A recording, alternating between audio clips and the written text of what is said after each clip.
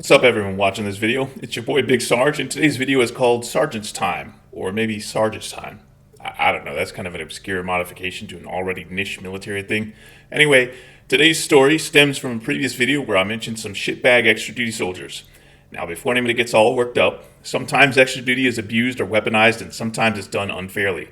We can all acknowledge that a lot of little bitches earn rank and billets that maybe they're intellectually or emotionally unqualified for.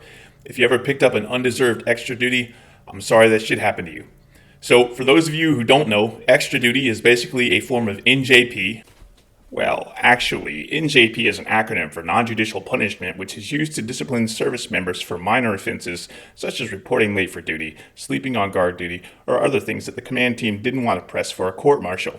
And it can be given with or without an Article 15, which is in and of itself its own NJP. Typically, extra duty is supervised, done after hours, and involves manual labor like cutting grass or vacuuming, sweeping, mopping, and buffing floors around the battalion or brigade headquarters, for example.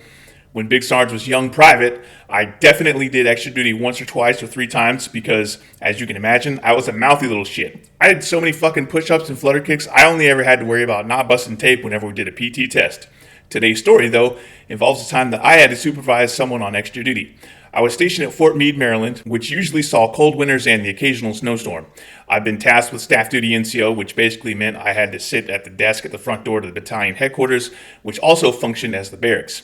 I had a staff duty driver, which was a junior enlisted soldier. My job was basically to wander around after hours and inspect the various exterior doors, make sure nobody was doing dumb shit in the barracks like having a fire extinguisher war, and let people into their rooms if they got locked out. One of the other fun perks of staff duty, sarcasm alert, is that you have to supervise any extra duty soldiers that you may have. So I got tasked with weekend duty. Fortunately, it's Sunday, so I get the next day off anyway. Well, it's also the middle of a fucking blizzard, so thankfully I live like 2 blocks from the battalion. And so I just put on my Matterhorn boots and my snivel gear, and I schlepped on over for my shift because Big Sarge is like the U.S. Postal Service. I'll come when it's raining, I'll come when it's shining, I'll come when it's snowing, doesn't matter. Big Sarge will come. I get there and I relieve the outgoing duty NCO who briefs me that I've got an extra duty soldier. I don't remember the soldier's name, I don't remember what their offense was, but I do remember that this was a pretty notorious extra duty soldier. They'd done something really big and really stupid and Blue Falconed. Well, actually, Blue Falcon is military slang for the initials BF and is a more polite way of saying buddy fucker, someone who gets other people in trouble. And Blue Falconed someone else and had gotten a field grade Article 15 and they were being chaptered out of the Army. The NCO that I was relieving tells me that the battalion sergeant major specifically instructed that we give this soldier the absolute worst of duties that we can think of, so long as it's not unsafe or violates any human rights. The Army cares about rights? Sarcasm alert. So this NCO had given them a green scrubby and told them to go scrubby the stairs in the stairwell, all of them, like 18 of them, in a 3-story barracks. So having extra duty on the weekend usually meant staff duty owned your ass from the time you showed up, usually 9 a.m., until around 5 p.m. Sure enough, my private comes bebopping up to the desk and is like, "Hey, I'm here for extra duty. What are we doing today?" Now, normally, I'm a pretty chill NCO. I don't need to pull rank. I let my guys call me by my first name when the brass aren't around. I put my hands in my pocket, shit like that. But today, nah, not today, Satan.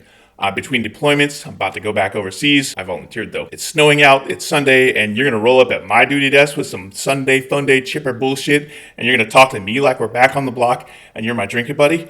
Plus you're an extra duty shitbag and a Blue Falcon? I put this motherfucker in the front leaning rest, that's a push-up position, and I squat down by their head and I say, "Hey, Pry, first of all, it's hey Sarn, what are we doing today, Sarn? Second of all, today's your lucky day. I got exactly one task for you. Do it to my satisfaction and I'll cut you loose early today. Today, you're going to go outside and you're going to shovel all the snow in the sergeant major's grass. Then, after you shovel the snow, you're going to cut the sergeant major's grass. And then you're going to shovel the snow back on top of the sergeant major's grass. And when you're done, you're going to shovel the snow off the sidewalk from there back to here." And that's the story of my most creative extra duty. For the Sons of Liberty, I'm Admin Tim, and Admin Tim 316 says, "Get fucked and die mad about it." Hashtag not sorry, not sorry. 2 claps and a Rick. Don't run with scissors. Woo! And now it's time for the throw punch!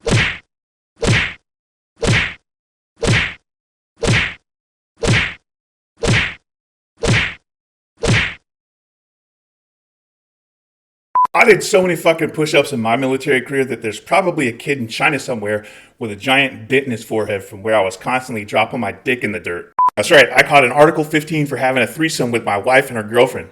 I swear, y'all be asking me why I don't run for office, and this is the kind of shit, that's the reason why. People be like, why do you drink so much coffee? Doesn't it make you shit? And I'm like, motherfucker, do you know what kind of coffee they give you in MREs? It was instant coffee. That instant coffee could fuck you up. In fact, I rolled that shit up in some toilet paper one time and smoked it. Big fucking mistake. I had the shits for like 4 months.